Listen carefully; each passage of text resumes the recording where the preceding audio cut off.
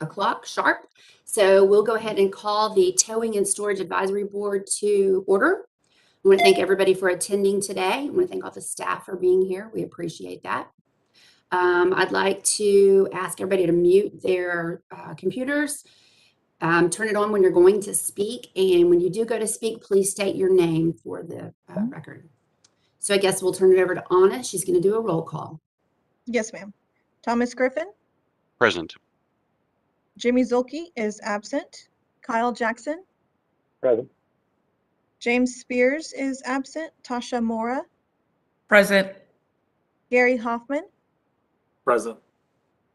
Charles Rash. Present. Ken Ulmer. Present. And presiding officer Amy Milstead. Present. We have a quorum. Thank you, Anna. Okay, that moves us to agenda item C, approval of minutes. I assume everyone's had time to review the minutes. Are there any questions on the minutes? I make a motion to approve Ken Ulmer. A motion. Can I get a second? Tasha Mora seconds. We have a motion and a second. Do we need to vote on that one, Anna? Yes, ma'am. Okay. Thomas Griffin. Aye. Kyle Jackson. Aye. Tasha Mora. Aye. Gary Hoffman. Aye. Charles Rash. Aye. Ken Ulmer. Aye. And presiding officer Amy Milstead. Aye. The motion passes. Perfect. Thank you all. Okay, agenda D is public comment. I do not believe we have any public comment today. Is that correct? Yes, ma'am, that's correct. Okay, perfect. We're moving along this morning. Next one is agenda item E. We'll go to staff reports and we will start with the licensing division. Laura Hernandez.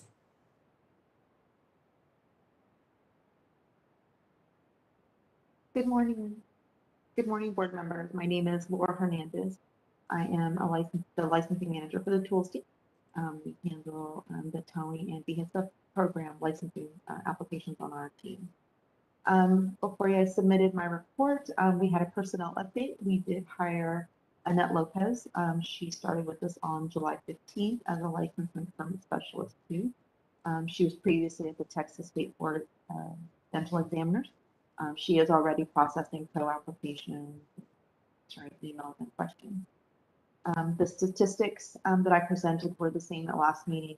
When my report was due, the fiscal year 2021 was not completely on the system yet. So at the next board meeting, they'll have 2 full fiscal years of statistics listed. Also listed are the email counts that have come through. We're still working on that process of trying to accurately capture the number of emails that we receive directly for the tow and vehicle storage facility program. So these are the items that where a customer goes on to the TDLR website and they click on contact us and they can go in and just type in their question. They choose tow or VSF and then their question comes directly to us. So as you can see for July, it was 267 and as of August 31st, when this report was due, it was already up to 275. So we're starting to better capture all the total counts for those emails. So hopefully as we continue to work this out, we'll be able to give those accurate counts for you all. Also listed is the same emergency extension update that I provided on the last report. We're still, those emergency authorizations are still good through the 18th. We're still advising customers to try to go online as much as possible. For the tow program, they mainly do. We don't receive a lot of paper applications or renewals. Everybody pretty much goes online. But we just try to continue to advise everybody to go online and make those payments.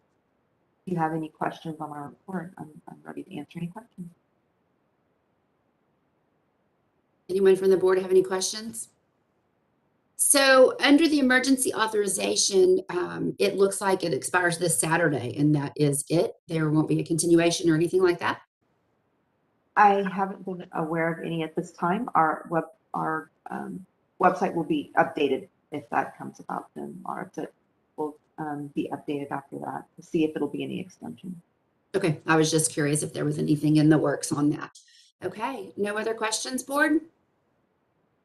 All right, thank you, Laura. We appreciate your report. Okay, that moves us to Customer Service Division. Jacqueline Rush, I think, is going to speak. Good morning. This is Jacqueline Rush. I'm one of the customer service managers at TDLR, and I'm going to start out with some personnel updates before moving into our statistics. The Customer Service Division has concluded interviews to fill 10 CSR positions and 1 quality training and performance analyst position. The CSRs selected will be trained to follow a preset call workflow, use the NICE and contact phone system to take calls, update our Dynamics 365 customer resource management system with call notes for each call. CSRs will learn how to escalate customer inquiries that require more research through the CRM to their team leads. The details they include in these reports help identify recurring pain points that point to process improvement opportunities. CSRs are also trained to use the CRM to send email templates to customers with helpful instructions and links to ensure the same information is being sent out to customers and reduce customer effort in future calls. The CSR role also requires a mastery of 7 databases. Training in these databases, along with how to research TDLR's extensive website to reference information on our programs and license types, is also at the heart of the training. The performance analysts will join 2 other QTPAs in creating and producing reports for our division, developing and delivering training for our CSRs, and assisting with special projects and technical troubleshooting. Our statistics provided are for calls and emails received by customer service in fiscal years 2020 and 2021. A lot of those calls and email inquiries have to do with requesting assistance with renewal credit card payments for operators, assistance navigating our laws and rules, clarification on application instructions and renewal instructions, and coordinating setting up a new company with our licensing team. And if you all have any questions, I will be happy to answer. Any questions out there? I have one, Jacqueline. So on the fiscal year 2021, why have the emails dropped drastically and it's gone to phone calls? Is there something that can handle there? Yeah, something definitely happened there. At some point, we realized for all of our industries that emails that come into customer service that have documents attached were always being forwarded to the licensing department. So instead of creating a bottleneck where it would go to customer service first and then to the licensing team, the email system was programmed to recognize a document and send it directly to the licensing team so that could be, get to the licensing team as soon as possible for service. We did that first in March, and then for this particular industry, you can see that starting in November, all of the emails for this industry went straight to the tools team because we realized the kind of questions that are coming into us for email, we generally were forwarding. So it was just kind of a way to streamline the process and get folks service a little faster. Okay, great explanation. So we will expect those numbers to be low moving forward since this change has happened, correct? That's right. And then what everybody's saying as far as staff reports, obviously it's so much faster to go through email. Am I correct on that? So we just want our listeners to know that that's a faster way to get a response and you're not sitting on hold and all that, correct? That is actually, that's one way, depending on the nature of your situation. Sometimes people need a really fast answer and a really good solution. If you're, calling during 11 and 2, we tend to be busier during lunchtime. A really good option is for folks to select our callback option, right? So you can select our callback option. You don't lose your place in line. And then sometimes people are surprised they get a call back in, 20 minutes or something like that. You just have to remember that sometimes our phone number appears as anonymous. So, just keep in mind that you requested a call back and just make sure to pick it up when we call you back.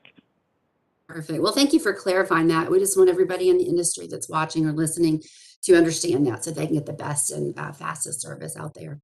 Any other questions from the board? Okay, well, we wish you luck on those help in your department that you're going to be looking for.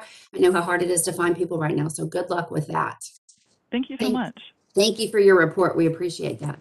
I want to go back real quick to licensing division. We would like to welcome Annette Lopez. I forgot to mention that. And we're so glad to have her on board and have her help with the licensing division. Okay, moving right along, that takes us to number 3, enforcement division. Natalie Olvera, I believe, has a report for us. Good morning, advisory board members. My name is Natalie Olvera. I'm a prosecutor in the enforcement division, and I'll be presenting enforcement's report to you today. First, a quick personnel update. We have gained one new attorney, Cynthia Marple. She is working on our transportation team. So she will be helping out on these tow and VSF cases.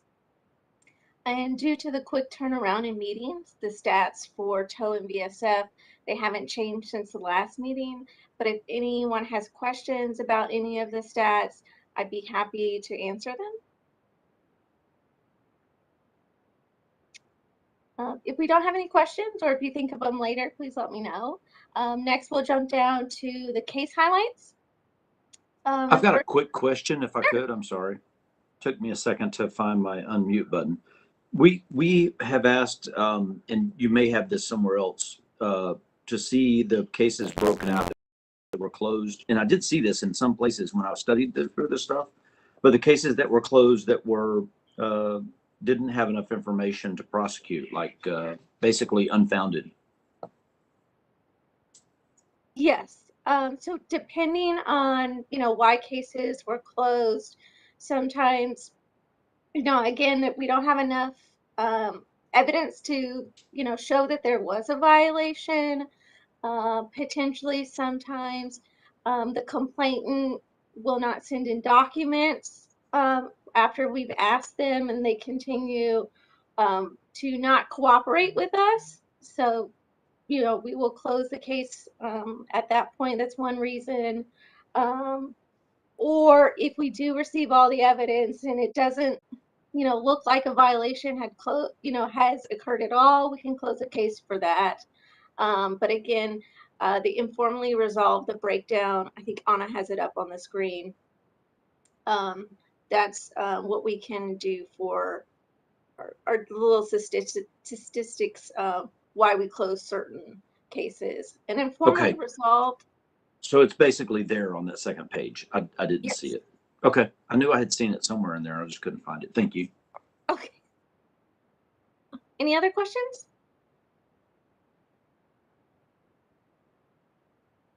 We'll go back down to the case highlights. Again, if you have questions, please let me know. From McJam Inc. is the first case. An agreed order was issued assessing respondent administrative penalty of about $5,600 and ordering restitution of $1,200, again, for performing unauthorized tows, refusing to offer a drop fee, charging a drop fee when the vehicle was not fully hooked up, refusing to pay a credit card or debit card for drop fee payment, and failure to pay a tow ticket. The next case, Charles Edward Thomason. This was an agreed order, assessed respondent administrative penalty of $4,000 and restitution of about $1,700, and a 1-year probated suspension of respondent's tow license. This was a flipping case, so it is a very serious violation. But I wanted to explain the 1-year probated suspension a little bit. And so what that means is respondent kind of has on this 1-year probation status that we are still allowing them to work and make a living. But during that 1-year time frame, if there is another violation that occurs, then respondent's license will be fully suspended at that point, and they will not be able to work for that 1-year time frame. So it's kind of like a one-shot deal, but we, of course, want to have people to be able to make a living, but know that this is a serious violation. In the next case, Ronnie E. Perry. This was an agreed order assessing respondent administrative penalty of $3,000. And this is a probated revocation period of 1 year for respondent's incident management tow operator license. And we also ordered respondent to complete 8 additional department approved continuing education hours. This respondent was engaged in fraudulent conduct by submitting false tow tickets and overcharging an insurance company. Again, this is a very serious violation. And like the case above, this case is a probated revocation period for 1 year. So again, during that 1 year period, respondent is allowed to work. But if there is a violation occurred, their license will be revoked at that time instead of suspended like the one above. Next, we have Charlie's Record Service. This was an agreed order issued assessing respondent administrative penalty of about $2,200 for not including required information, failure to send out timely notification letters, and just failure to require information on those specific notification letters. And the last one is Action Towing in Recovery. An agreed order was issued assessing respondent a penalty of $375 for failing to make a vehicle available for lease 24 hours a day when within 1 hour's notice when the BSF did accept vehicles 24 hours a day. And I'm available if you have any further questions on the materials.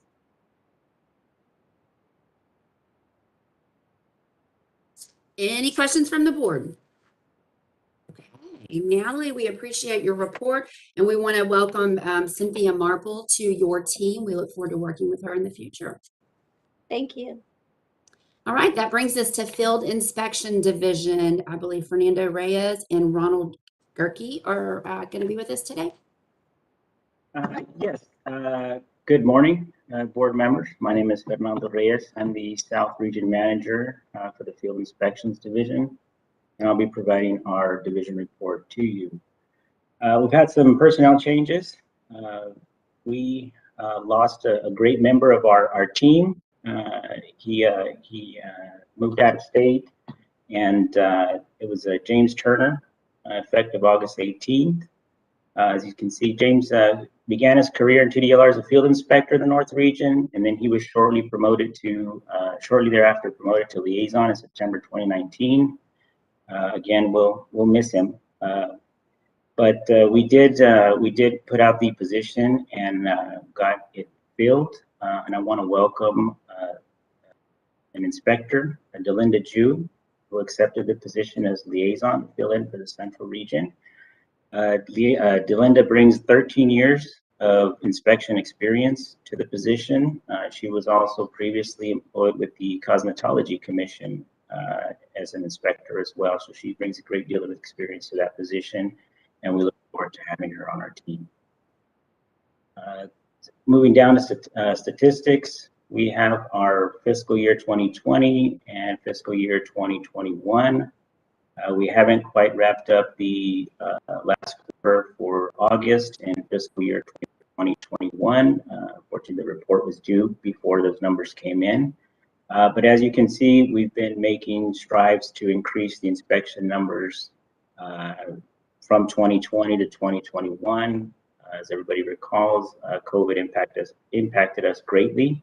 And so field inspections had to get creative in the way that we conducted inspections, which included a virtual inspection model. So we are increasing our numbers in that program and currently training other inspectors, newer inspectors, to inspect in that program. Moving down to the most common violations found during inspections. I won't go through all of these, but I'll hit the top one. Again, signs required, number 1. And number 5, signs at the main entrance, a lot of signage violations. And then that wraps out the top 10. These storage violations, failed to lock the storage facility fence at the gate at all times. If you guys do require some figures to go behind those violations, I do have those. And moving on to current projects.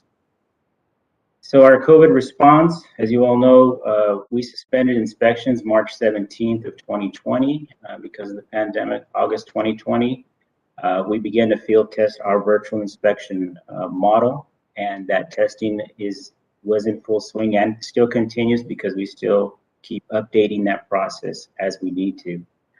August 7th, we resumed limited on-site inspections. This was in 2020, based on several factors. Whether VSF was in the county where inspections had been suspended based on COVID-19 data and trends, whether the VSF might be a good candidate for virtual inspection, and a number of available inspectors trained in the program and also travel budget at the time. So if you look back at our statistics, our numbers are lower production-wise than 2020, but that was due a lot in part to the pandemic and how we were able to navigate through that time. As of July 30th, 2020, Field Inspections has conducted virtual inspections, 81 of those for the VSF facilities. 80 virtual inspections occurred in fiscal year 2021. I know it's not on the report. I also want to thank Laura Hernandez and Rusty Salazar. They provided our group, our division, with the training earlier this week, and we're much appreciative of that. And it was just updated training on VSF and system specs. So that concludes my report. If you guys have any questions. Anyone from the board have questions? I have one for you, Fernando. Obviously, COVID has changed the way a lot of industries are doing business. Do you foresee virtual inspections being a thing of the future for TDLR? Yes, I definitely do. And it is also, if you follow in our sunset report, what is approved for the legislature, they have accommodated a virtual inspection, specifically written in there for us to be conducting those types of inspections. It makes our position as an inspector more versatile, as you know that everything is going virtually now, with working from home and things like that. And so our process, and you know, VSF is one of the programs that we really had to look at and see what we could do virtually. And it requires a lot of information on both ends for the licensee and for the inspector, and really to focus on what can we see during the virtual inspection. So you know, we had to get savvy on how we directed licensees and, you know, camera styles and things like that, what we could see, and then reviewing documents as well. So it was a pretty interesting process, and it continues to be modified just because we see other things that we haven't seen before. Understandably. Well, I guess we're all dealing with a lot of modifications and adapting to the new way. And I mean, that's good. It's going to save on the TDLR budget for sure. Definitely. Okay. We want to wish James Turner good luck. I know that your department sounds like he was a big asset and you'll truly miss him, but we wish him good luck in his future. And then we welcome Delinda. You know, we always like this new staff that's coming on to help with the different departments and the workload that you all have. So thank you for your report and welcome to Delinda. Thank you. Okay, that takes us to our PM program, Todd Forster. Good morning. I'm Todd Forster with the Regulatory Program Management Division. Since the quick turnaround, like Laura said, not a whole lot has changed as far as statistics goes. We have them right there. With current projects, we are still working to keep track of everything, as well as working with the various divisions at TDLR to implement the changes that just occurred with the last legislative session. Not a whole lot of changes, but we're making sure that everybody gets notified and that everybody has all the pertinent information. And if we have to write rules, that we will. As far as outreach, we were virtually at the tow show. There wasn't a hologram or anything cool like that, but we did a training beforehand virtually, which it was pretty well attended. A lot like the trainings that we provide on Zoom. We're going to continue doing the Zoom trainings with the industry. Hopefully it can help better get information out. If there's available for questions if there are any. We sure have a quiet board today. No questions? Okay, Todd, as always, thank you for your report. Thank you. Okay, moving right along brings us to education and examination. I believe we have Rebecca Armadas with us to give us that. Good morning, Madam Chair and Advisory Board members. My name is Rebecca Armas. I'm with the Education and Examination Division, and I'll just be giving you the scoop on not much has changed since the last time we met. There hasn't been a big jump in course approvals or training curriculums. You'll see a little bit more in the CE fees that were collected, but so far, not a big change from the last time that we met. You might see a little bit more once we get our final fiscal numbers together for the end of the fiscal year, but at this time, there's just not much of a change. But I'll be more than happy to answer any questions that you have. Any questions from the board? Okay, Rebecca, thank you very much for your report. Thank you. All right, that brings us to the executive office, the famous Ms. Mary Winston. Oh, thank you so much, Presiding Officer. I want to start with A, which is, of course, the 87th legislative session, and a little bit talk about bill implementation. So we were watching over 300 bills during the session. It was a kind of different session because we kind of had a different year and a half, but we got it done. Watching those sessions, having our wonderful government relations team, the other folks from the different divisions with expertise who also provided input and testimony, we had a very successful session. During this time period, we had a few things of note. Number one, our sunset bill, House Bill 1560. We spent this time, and I think I've talked about it before, get my voice, that we had our sunset staff in, and they went over TDLR with a fine tooth comb. And based on their review and based on the report that went before the Sunset Commission and testimony and public testimony and all of these different facets, it was decided via 1560 that TDLR would continue for 12 years. And that is a fantastic outcome because this review is done to see, is this agency still viable? Is the agency doing what it needs to do? And they found things that we can correct, we can do better. Heck, we ask everyone that in strategic planning anyway. What can we do better? We went through this and we are continued and we will move forward. Also during this time period of session, we got funding for phase 2 for TLS, the Texas licensing system. As you know, we're on about 8 or 9 disparate systems. I say disparate because they work, but they don't talk to each other. So we have folks who have to be trained on different systems to do different things. This phase 2 allows the funds for us to complete the TLS system and for us to have one single system that we don't have to kind of hop between different modes to get that information. The bill of note that deals with towing and storage, we had HB 914. Kept saying 941 all morning, but it's 914. And that allowed authority of certain municipal employees to request removal or storage of certain abandoned or illegally parked vehicles. If you want more information on that bill, please just go to our website and look on the front page. You click on 87th bills and you will see a document there that was drafted by our public information officer, Ms. Tila Mange.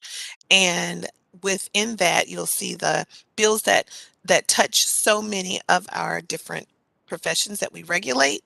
And you can click on that bill number and it will take you to the actual bill and you can read the context of the text.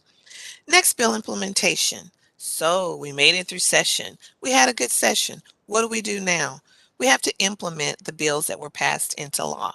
Some of them take effect 9/1, some of them take effect 1/1/2020, some of them take effect on maybe into the next fiscal year. But we begin the process of developing bill implementation teams with expertise from different segments of the agency. Todd's going to be on some teams. Mark's going to be on teams. I'm on teams. We kind of spread the wealth and spread the work with this to do a great job.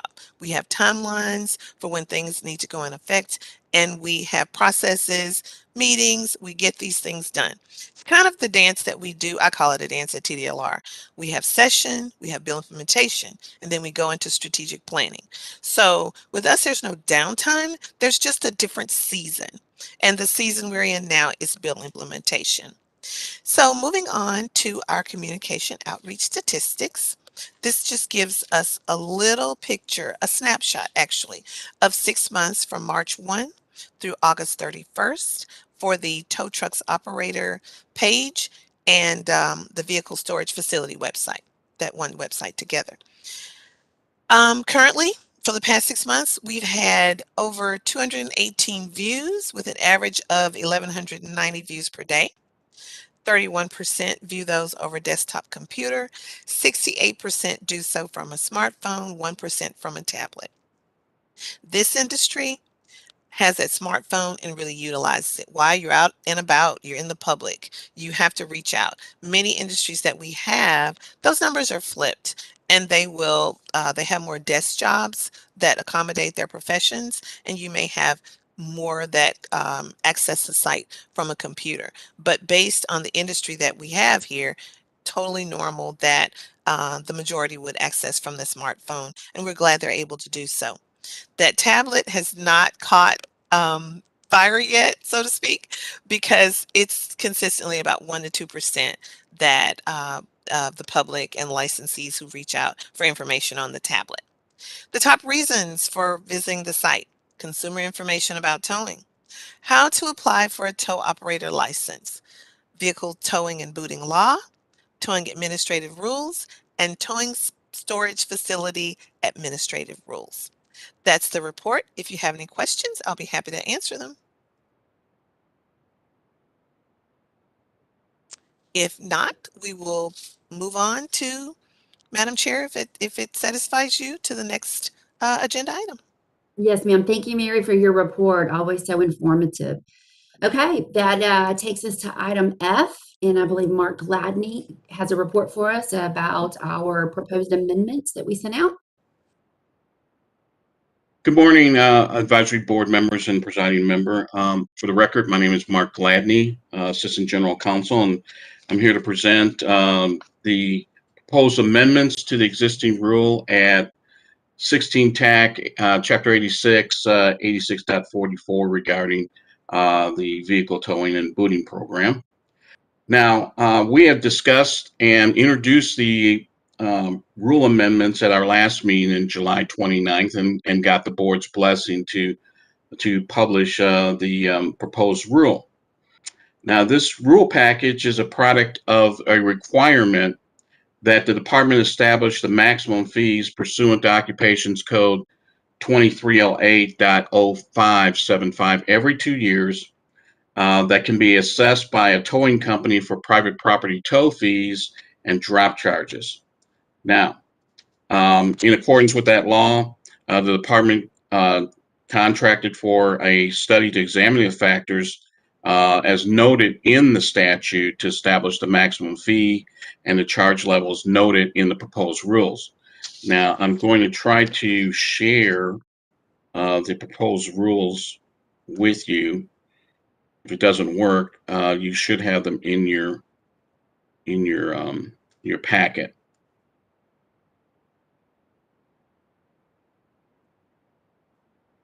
And it does not appear to be working, so I'm going to leave that be.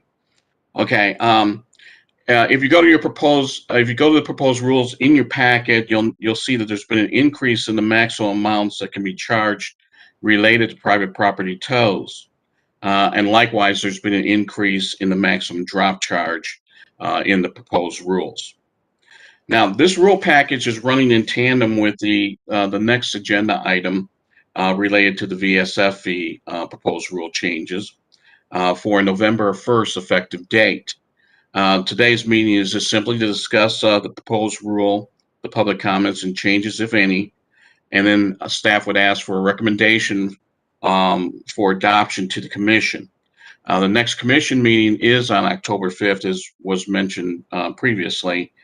And if we get the advisory board's approval on this proposed rule, we should hit the November 1st deadline.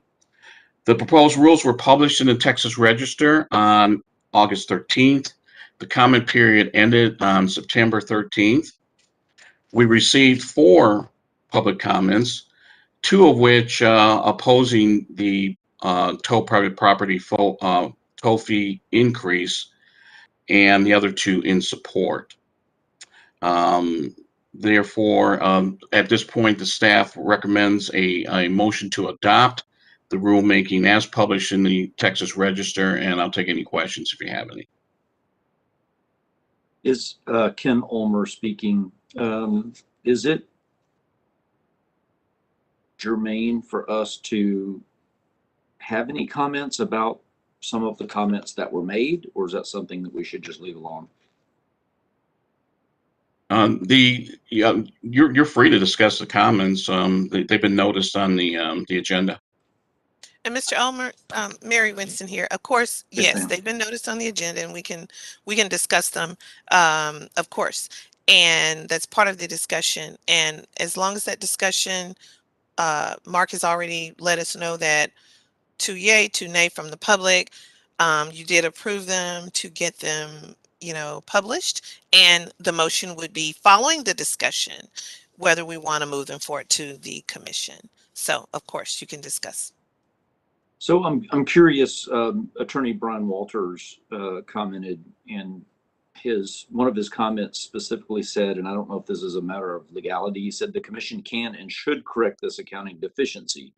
And he's described the deficiency, which was discussed at length when TTSA, myself included, were instrumental in getting this CPI adjustment. Is there any comment on that, or I mean, can the commission do something different versus the CPI to correct that 15-year deficiency?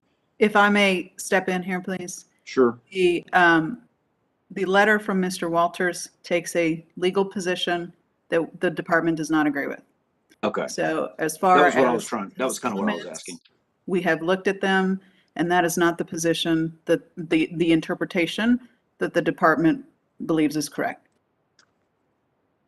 That was a really good question. Yeah. Further, I would note that the statute's pretty clear as to how the department is to conduct the calculations, and the department is bound by what the statute tells us what to do. So, while we certainly acknowledge and appreciate the comment, the law is pretty clear and how we do the calculations.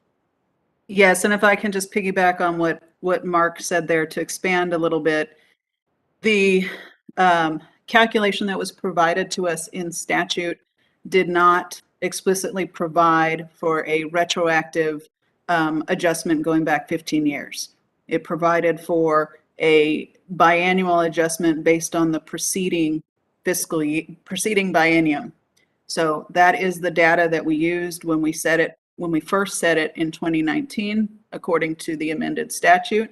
And that is why we take the position that we do, that there was not a provision or a requirement or even the ability for us to go back retroactively 15 years based on the plain language of the statute. Okay, that answers my question. Gary Hoffman, just a quick question tied to that. So if Mr. Walter wanted to pursue it, he would have to file suit against TDLR. Is that what would have to happen? And then if he wanted to take that route, I don't know what his intentions are, or is there not anything else he can do with that? We're not in a position to provide Mr. Walters with legal advice regarding his options.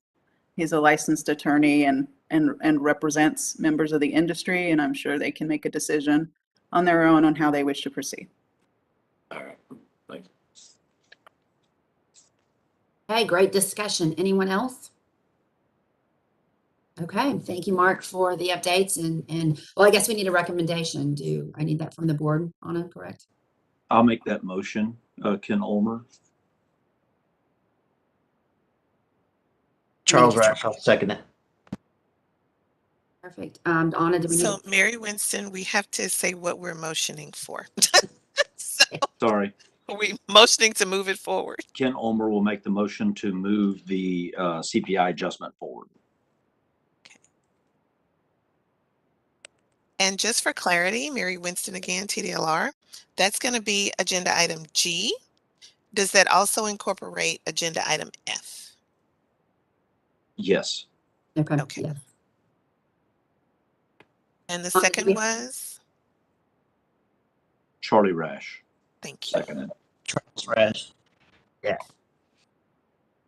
Okay, I need to do a roll call vote. Thomas Griffin, Aye. Kyle Jackson,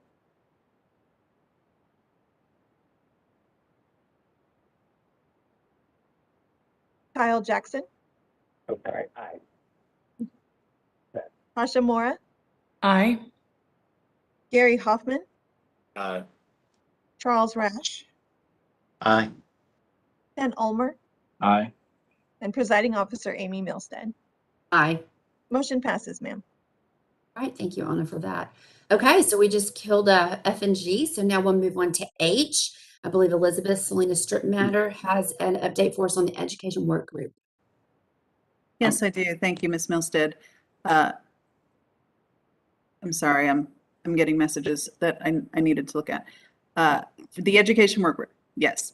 We met on September 8th to continue our ongoing work of exploring the possibility of additional continuing education for tow licensees. Our members who were present are also present on this call. And so at this time, I'd like to go ahead and turn it over to them so that they can provide you with some information and some suggestions that they may have that they would like for the board to consider. Mr. Ulmer or Ms. Mora, if you'd like to start. I'll start if it's okay, Ken Ulmer. Let me just say, Elizabeth, thank you so much for your very needed direction on those meetings. You definitely kept us in line and on order and had lots of good suggestions. So I really appreciate all your backup on that. I don't think we could do it without you. So we did discuss this extensively. A big concern of every person on that committee, including TDLR and all of us members as well, was that we didn't burden the industry. We didn't want to burden the industry with something confusing. We feel like some of the rules we already have are confusing and some of the processes, not necessarily for any particular reason other than the fact that our industry in itself has a lot of communication issues and a lot of terminology that's not necessarily across all lines. So anyway, that was one of our big concerns. We are extremely concerned, and top on our list is the fatality rate and the deaths. But at the same time, we don't want to burden the industry, and we want to make sure the industry understands that, you know, our purpose for this is only to save lives and hopefully keep people from getting injured on the side of the road.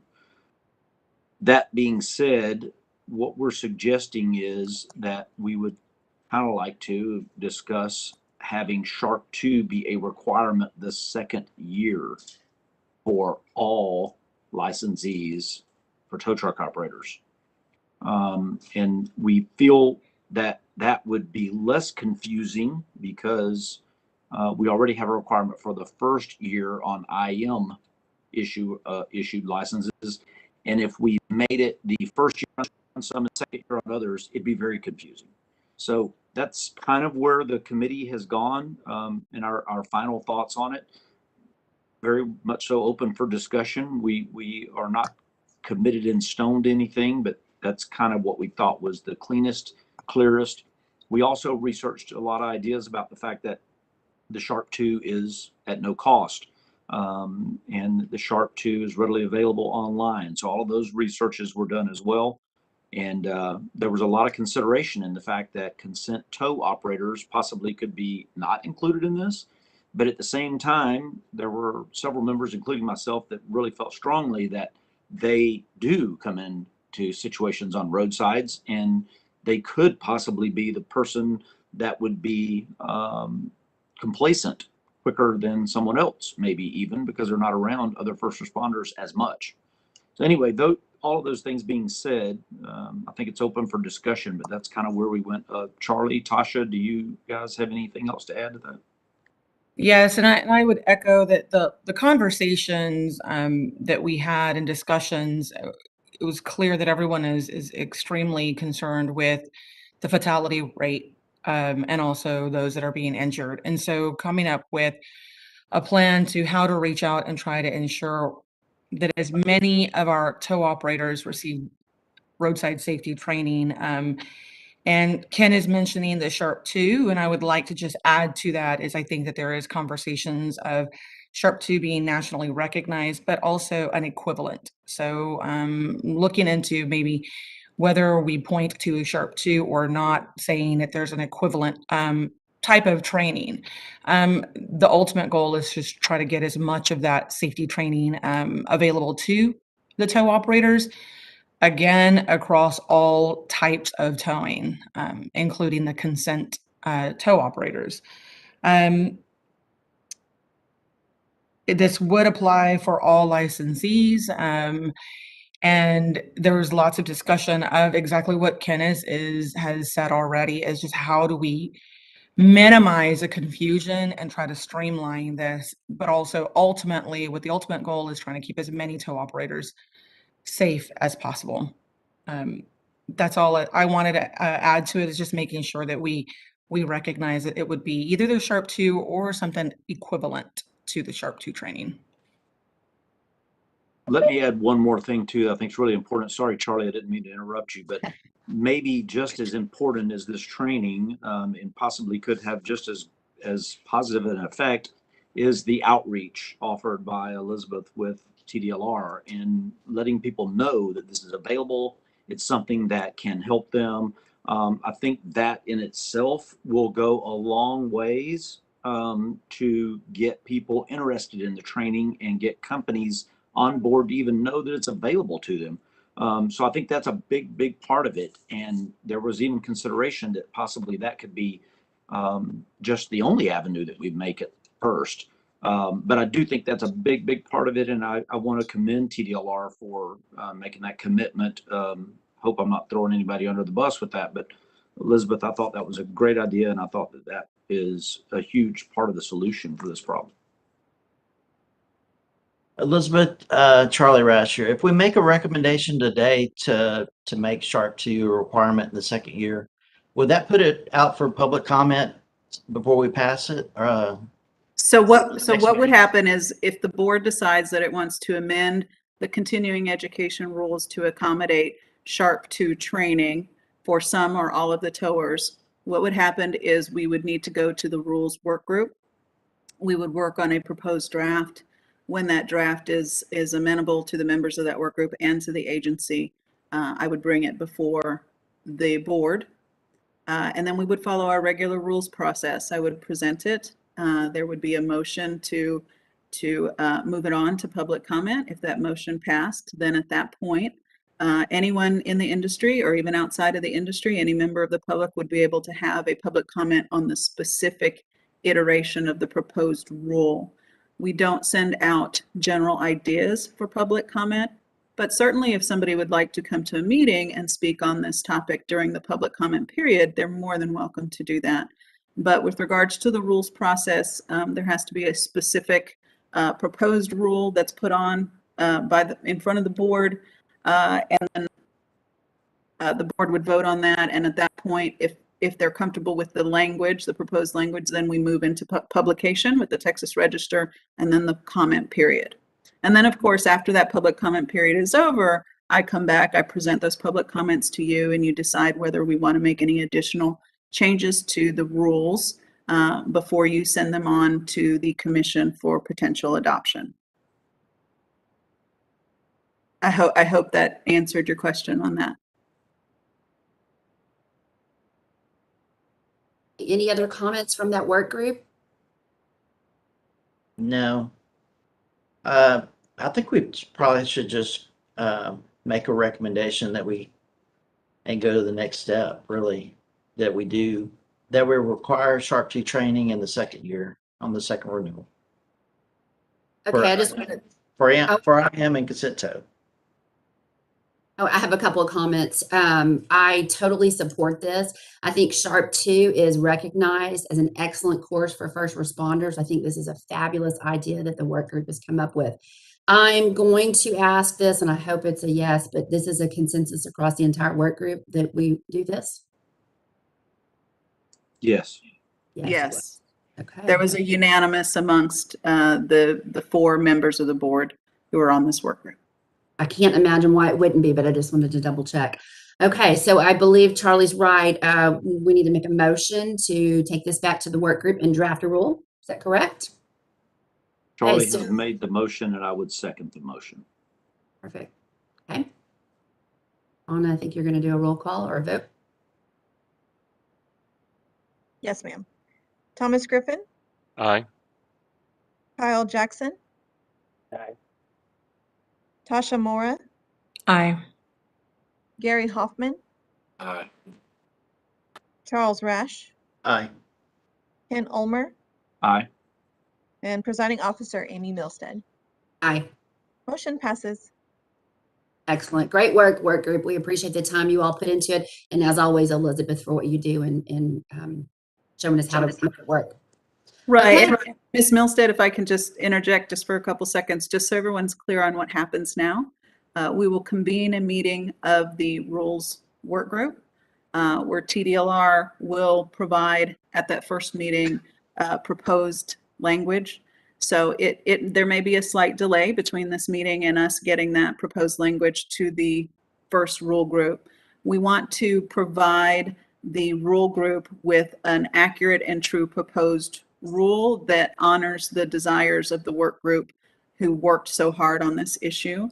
So it'll take us a little time to wordsmith and draft that rule. And once I'm comfortable with how that rule works, and then I'm certain it does honor the wishes of the previous work group, we'll convene the rules work group, and then they will start the work of saying, this is good, this is not good, and then we will move forward from there.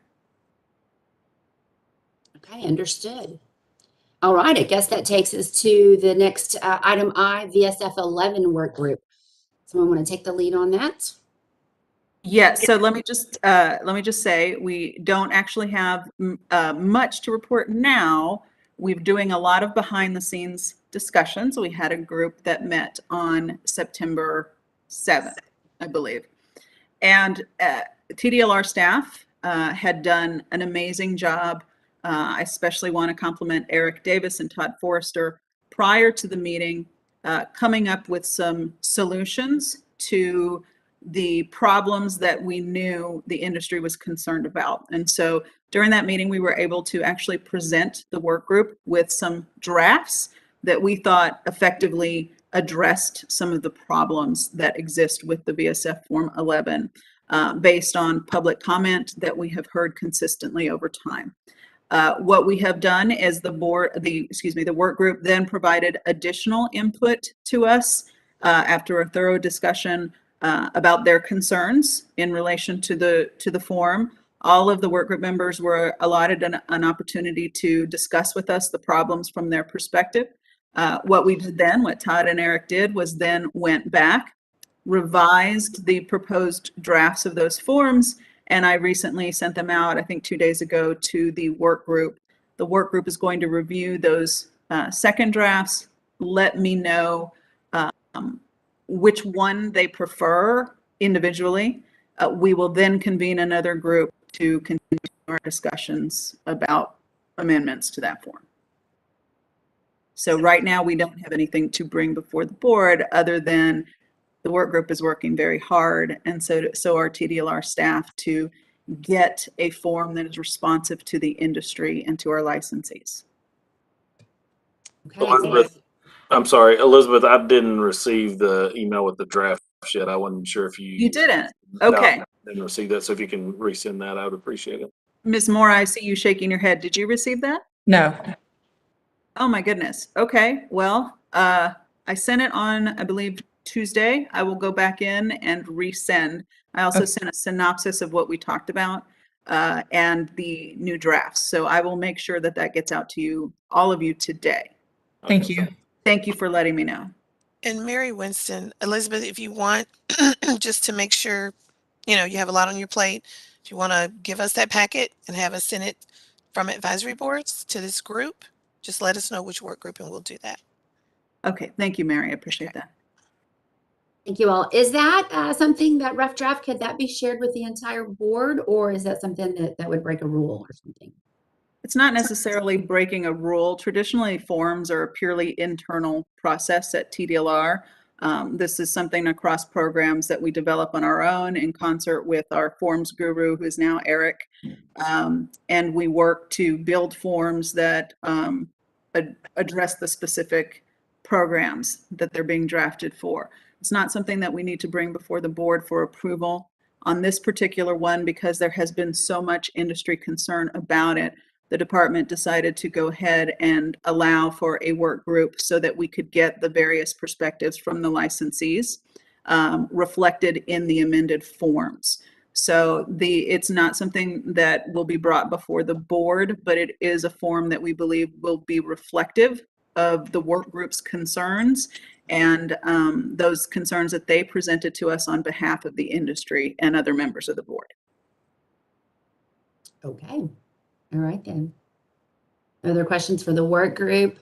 Thank you, Elizabeth, and everyone on that work group. We know how frustrating that form has been over the years. All right, I guess that takes us to item J, recommendations for the next board meeting. Is that correct? Presiding officer, if I could just back us up just a little bit, Mary Winston, TDLR. Just for the record, I want to make sure that we reiterate what occurred in F and G, because we kind of did them together. Which is totally fine, but I want to make sure that the public listening understands what we did. As Mark began to present F, he did say that this was rather in concert with G.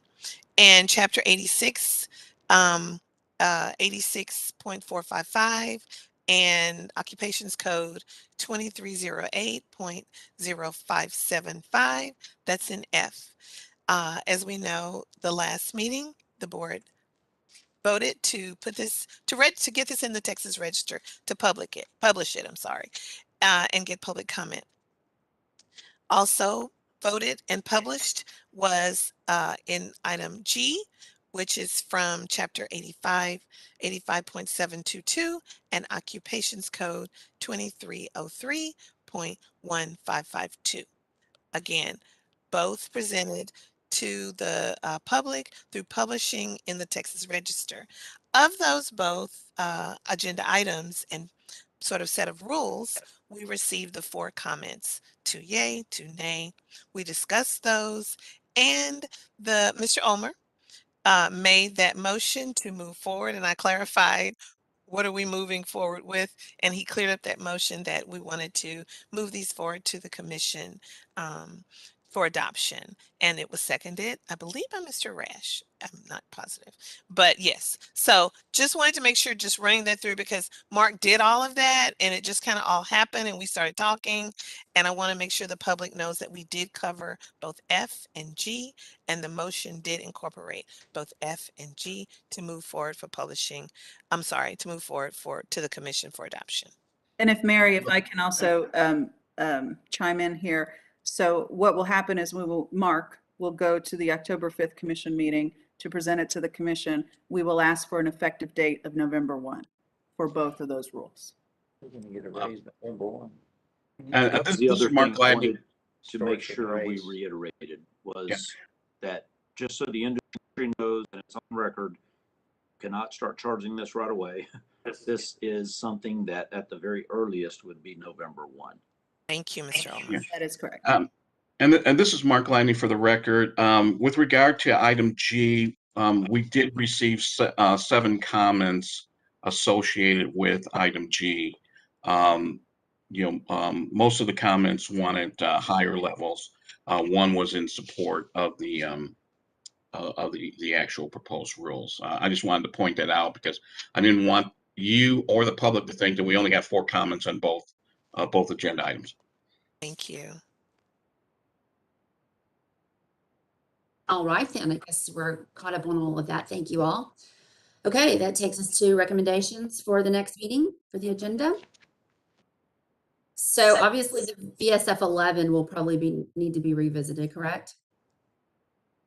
Yes, we And- may have some update by it depends on what your next meeting date, I think, is going to be. We had a very quick turnaround time this time. And so, you know, just be aware if we have another quick turnaround time, there may or may not be an update on the VSF Form 11. While you're speaking on that, is there a time frame that we need for like the continuing education work group drafting those rules? Is there a time frame you're looking at? There's no specific time frame. What I will need to do is I will need to carve out some time within the next couple weeks to begin drafting that rule so that I can route it up the general counsel chain for review. And then once that is done and we're at least satisfied with the rough draft, then I'll convene the work group. But this is definitely going to take some time.